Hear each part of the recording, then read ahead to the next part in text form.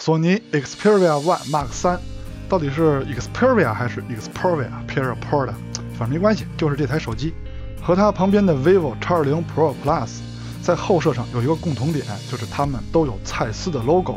在前面单独介绍 X20 Pro Plus 的节目中，我们已经介绍过了蔡司在光学领域的地位。那么这两台手机呢，都选择跟蔡司合作，并且用蔡司的 logo 来加持自己的后摄能力，宣示了自己的后摄影像能力非常不错。那么我们今天就对比一下这两台手机在影像上的表现。老规矩，先给这两台手机在工业设计上投个票。哦，对了，索尼的工业设计还是要加上屏幕一块看的。如果你觉得索尼好看，打1；如果觉得 vivo 好看，打2；两个都不好看，都好看，可以打3；觉得长得好看的打4。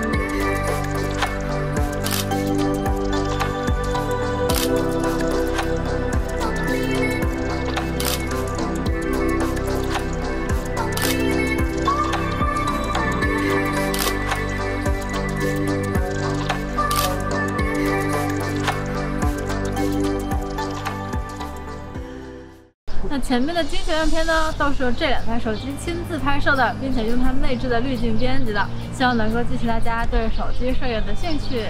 上期呢，我们已经聊过了索尼 Xperia One Mark 3这台手机。一聊到索尼啊，尤其是成像方面，那肯定你会想起了蔡司这个品牌。可是，一想起蔡司呢，我又想起了 vivo。没错啊，就是因为 vivo 这次也跟蔡司合作，索尼呢一直是跟蔡司长期合作。那么既然这两台手机都用蔡司加持，那么我们呢就想干脆比一下吧，看看他们两个人在成像方面的表现有什么差别。欢迎观看 ZPH， 我是大武，我是长长。我们的节目呢会聊手机、聊摄影、聊关于手机摄影的话题。期待这期节目的对比结果的话，记得点一个赞，点一个关注哦。没错，那我们下面呢就来好好对比一下这两台手机每一颗镜头在成像方面、在光学方面的表现怎么样。索尼 Xperia One Mark 3这台手机在后摄上呢，看上去是3颗镜头，但实际上它是4颗镜头，这个我们上期已经讲过了。vivo X20 Pro Plus 后面也是4颗干活的镜头。那么我们下面呢就好好讲讲这两台手机每颗镜头在影像方面的表现怎么样。先说主摄，两台手机的主摄在硬件上的区别呢，就是 vivo 那边采用的是一颗3星的大底感光器，比索尼这边的要大。像素方面 vivo 那边更高，但是呢默认输出的是跟索尼一样的1200万像素。光圈 vivo 虽然说的是 1.5， 但是软件里查呢是 1.6。上对比样片，两台手机的主摄在成像风格上，索尼偏冷， vivo 偏暖。你们更喜欢谁的成像风格呢？如果喜欢索尼打1，喜欢 vivo 打2。先放大中心对比，两台主摄中心分辨率非常接近。再放大边角对比，可以发现 vivo 的边角成像是越靠近边角下降的越厉害。在这点上呢，索尼稍微好一些，大感光器加大光圈确实对边角画质来说更难把控一些。再换下一组对比样片，放大中心对比，两台手机的解析力都很不错，难分胜负。那就看边角画质，在这组对比样片中，还是 vivo 的边角画质下降的更严重一些。X60 Pro Plus 的超广角主摄还有2倍镜头都是支持高像素模式的，在高像素模式下，确实在分辨率上战胜了 Xperia One Mark 3这台手机。再看超广角镜头，两台手机的超广角硬件参数都列在这里了。vivo 这边呢，就是感光器大一些，原生像素高一些，但是最重要的是它的视角更广，等效焦距14毫米。从对比样片中可以看出，它们的颜色风格跟主摄一样，依然是索尼的偏冷， vivo 的偏暖，但是一眼就可以看出来 vivo 的视角更广，视角差距如图所示，这个红边呢就是索尼拍不到的地方。放大中心对比，两台超广角的中心画质依然是不分胜负，但是从宽容度上看呢 vivo 的好像稍微好一些。再看边角画质，两台手机的边角画质呢都有下降，从样片上看呢效果是差不多的，但是 vivo 的视角更广，更广的超广角对边角画质控制是更难的。再换一组超广角的对比样片，中心画质上还是差不多的，边角画质方面也是差不多的，但是别忘了啊 ，vivo 的视角更广。vivo 的超广角是支持5000万像素模式的，在这个模式下，中心分辨率是强于索尼的。下面看中长焦镜头 ，Xperia One Mark 3这台手机的中长焦做在了一颗镜头上，也就是一颗镜头当2颗镜头用，它有2个光学镜头档位，一个是2.9倍，一个是4.4倍。除了这2个倍数呢，其他的都是数码变焦。在中焦焦段上 ，vivo 这边原生像素依然高于索尼，但是默认输出的像素可没有索尼高。等效焦距方面，索尼这边是等效70毫米，而 vivo 那边是50毫米。到了长焦端 ，vivo 那边的感光器就比较小了，索尼这边呢是跟中焦共用一个感光器，光圈呢也是索尼更大一些，等效焦距 vivo 更长。哦对，索尼的像素也更高一些。看样片，先看2倍的。索尼这边的2倍呢是主摄数码变焦的，而 vivo 那边是一颗光学的2倍镜头。成像风格上跟前面一样，依然是索尼偏冷 ，vivo 偏暖。解析力方面 ，vivo 的更好，毕竟它是光学镜头嘛。再看3倍的对比，索尼有一颗2.9倍的光学镜头，而 vivo 那边的3倍呢是2倍光学镜头数码变焦的。但是在分辨率上，2台手机并没有拉开差距，这点很奇怪。那就换一组3倍的样片再对比一回，中心的分辨率依然没有拉开差距。哦，那可能是 vivo 的2倍是支持高像素模式的，那它拍摄3倍的时候呢，就用高像素模式拍摄，在裁切之后生成。再看长焦的对比，索尼这边是一颗4.4倍的长焦镜头 ，vivo 那边是5倍。在解析力方面，索尼的好像比 vivo 的清晰一些，但只是好像，但并没有1200万跟800万的数字差距那么大，甚至可以说差不多。长感冒了，但依然坚持介绍前置镜头。vivo 的人像模式美颜功能真的比索尼强太多了，它分为拍照模式和人像模式。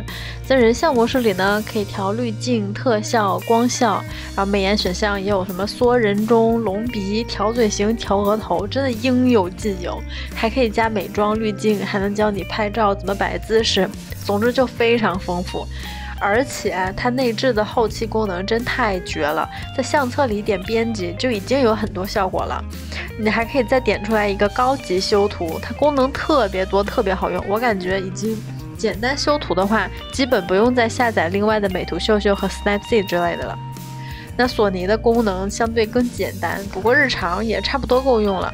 人像模式里有5个功能，分别是背景虚化、美肤、皮肤亮度、眼睛放大和瘦脸，该有的其实都有了，效果也还不错。而且呢，这个摄像头很真实，如果你喜欢比较真实的皮肤纹理效果呢，可以不开人像模式，就用原相机拍。在相机里预览感觉有一点锐化，其实看成片就还好，可以接受。它可以拍到很多皮肤纹理，就适合平时不太喜欢自拍的朋友们。Xperia One Mark 3这台手机是没有人像模式的，或者说我没有找到，所以拍人像的时候呢，建议用散景功能，这点我上期已经说过了。从最终的效果看啊 ，vivo 的背景是真好看，就是这个人脸的肤色嘛，这个索尼那边的表现呢，就是比较平淡啊，还原的比较好。虽然说没有什么加分的地方，但也没有因为抖机灵玩失误了。再看照片的宽容度对比，从样片上看 ，vivo 的宽容度好像高一些，因为暗处的树干部的细节好像多一些。索尼的细节其实也是有的，也挺丰富，只不过呢，它稍微暗一些。视频加速后，我不知道您还能不能看出来，但它确实看起来没有 vivo 丰富。但树叶密集的地方确实是 vivo 的细节更多。相同场景超广角下的对比跟主摄十分一致，也同样是 vivo 的细节看起来比索尼多。看来 vivo 的计算摄影更倾向于把暗部的细节展现出来。再换另外一个场景对比，先看主摄，在这组对比中，索尼左上角的树叶好像比 vivo 的细节多，但是放大后其实并没有多少。在真正的暗部细节表现上，两台手机是差不多的。别以为 vivo 拍虚了啊，它没虚，这是因为它的大底大光圈景深很浅的缘故。超广角的对比也是如此，我就不放大了。总之呢，也是 vivo 在暗部的细节稍微多一些。这两台手机在这两个场景下的宽容度表现虽然略有区别，但是差距不大。暗光下拍摄 Xperia One Mark 3这台手机是没有夜景模式的，当侦测到环境比较暗，就开启了自动夜景。X20 Pro Plus 也是一样，只要是光线比较暗，它就开启了自动夜景，不管你是否打开上面的 AI 模式。看样片，两台手机的主摄在这种城市灯光环境下拍出的效果都是不错的。超广角的效果我也比较喜欢啊，可以说这两台手机在这种环境下的夜景表现是比较接近的。到了更暗的环境，在暗部细节上 vivo 的表现就要好于这台索尼了。超广角的表现也是如此，甚至暗部细节的差距比主摄还大。这是倒数第2暗的测试环境女流氓小巷，在这个环境中2台手机的夜景表现差距就比较大了。也许这代的索尼 Xperia One Mark 3这台手机的机穿摄影就没有往夜景上面下功夫，那到了祖传神术这个场景，肯定还是 vivo 的更厉害了。这次索尼的机穿摄影全部集中在拍摄体验上了，这点我们上期专门说它的节目已经详细的说过了。有过拍摄经验的朋友应该知道，操作体验是拍摄过程中很重要的一环。而在这点上，索尼这台手机做得非常不错。想了解这台手机优点的朋友，可以看看上期节目。vivo 上的拍摄软件也有亮点，就是它的慢快门功能，这点索尼是没有的。这个功能在单独说它的节目里已经说过了，它可以手持拍摄这样的车灯轨迹，也可以用三脚架拍摄夜晚的星轨。总之，可玩性还是很高的。之前没有说过的是连拍功能的差距，这段录屏呢忘了录声音了，所以你们只能看画面了。索尼1秒钟可以拍摄20张照片，而且一口气可以拍摄100多张。vivo 这边明显慢的很多，一口气也只能拍摄20张照片。下面咱们看看日常的录像防抖表现怎么样。跟大多数朋友一样，是用默认设置拍摄，拿起来就拍。索尼这边不知道为什么有时候画面会虚，而且画面的宽容度方面也没有 vivo 的好。现在看到的是超广角的走路防抖表现，索尼这边的色彩是真不错，防抖方面2台手机表现的都挺好。夜晚的主摄防抖表现上，虽然索尼看着画面黑，但是你仔细看，果冻效应控制上是索尼的更优秀。vivo 那边虽然画面亮，但是果冻效应明显，也就是说 vivo 如果静止拍摄的话会比索尼强，索尼运动拍摄后如果后期的话可能会比 vivo 好。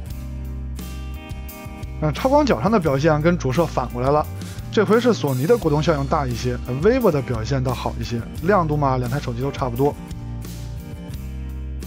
女流氓小巷就是我们测试夜景录像最黑的地方了，在这个场景下2台手机的主摄什么都拍不出来。如果非要矬子里拔将军呢， vivo 的稍微好一点，但是这个好一点没什么用啊。主摄都这样，超广角就更甭看了。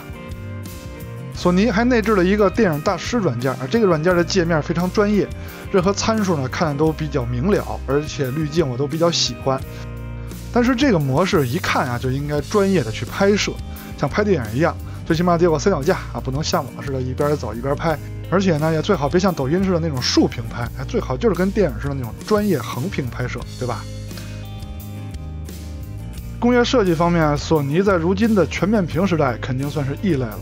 在其他家手机在玩命宣传自己的屏占比的时候，它依然保持了上下的宽边，但不知道为什么拿在手里就是觉得好看。背部的设计也不夸张，尤其是后摄区域，整体机身非常的修长，跟其他家手机比起来。但由于屏幕比较窄，那么在竖屏看视频跟看图的时候，没有 vivo 这边显示的大。索尼的机身做得非常薄，跟 vivo 摆在一起就可以看到厚度的差距。而且索尼的后摄凸起在如今的智能手机中也算是非常矮的，当然这跟它选用的主摄感光器比较小有关系。索尼的机身看起来比较方正， vivo 看起来比较圆润，但是2台手机拿在手里的手感都不错，尤其索尼4周都做了倒角。索尼非常神奇的在顶部还保留了 3.5 毫米耳机接口，这点耳机发烧友肯定特别喜欢。还有一点神奇的就是索尼这么点的屏幕居然是 4K 分辨率的，显示细腻度肯定没问题，只不过呢系统会自己决定当前是用什么渲染分辨率来工作，平时呢只是用 1080p。 那至于性能啊、跑分啊、发热续航啊这些大家可能都比我们更清楚了，那我们就不多说了。下面我们总结一下这2款手机在影像上的表现。在白天的表现中，主摄上 Xperia One Mark 3的边角画质相比于 X60 Pro Plus 更好一些。超广角的画质虽然差不多，但 X60 Pro Plus 的视角更广，超广角就应该广。虽然 X60 Pro Plus 拍摄有高像素模式，但是我们更应该看重默认模式下的效果。2台手机可以说差不多。中长焦的表现，2台手机平分秋色。人像模式上，虽然索尼看起来比较中庸，但是在本次测试的样片中，我认为索尼的表现比 vivo 稍微强一些。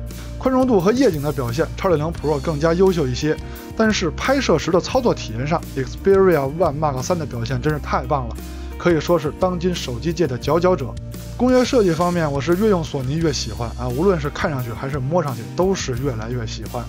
但手机毕竟是手机，如果从手机使用角度聊的话，索尼的系统本土化和内置的应用软件在使用上可真没有 vivo 的好。OK， 就到结尾了。看完上面的节目呢，我相信你们对这两台手机在影像、在成像方面的差别心里比较有数了。那么我们本期节目呢也就该结束了。还是希望大家觉得我们节目如果对你有帮助的话，记得点一个赞，点一个关注，多多支持我们。没错，您的关注对我们非常重要。那我们下期再见，拜拜。